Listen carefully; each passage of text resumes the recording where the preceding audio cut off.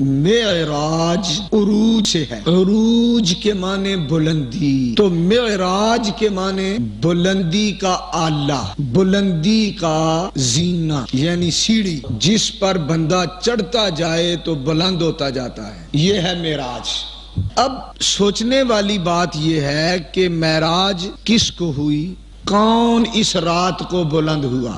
موٹی اور عام فہم بات یہ ہے، موٹی عقل کے لوگ یہی کہیں گے کہ بس جی حضور بلند ہوئے۔ تو میں پوچھتا ہوں وہ تو پہلے ہی بلند تھے، کیونکہ معراج کی رات وہاں گئے تھے جہاں سے آئے تھے، یہ تو ان کا اپنا دیس تھا، یہ حضور کا سابقہ دیس تھا، اسی وطن سے آئے تھے۔ غیب الغیب دے دیسوں آیا، شہر شہادت ڈیرا لایا، وہ تو ہماری خاطر بلندیوں سے نیچے اترے، وہ تو پہلے ہی بلند تھے، معراج کی رات پھر اوپر چڑھے، خود بلندی پانے کے لیے نہیں، ہمیں بلند کرنے کے لیے۔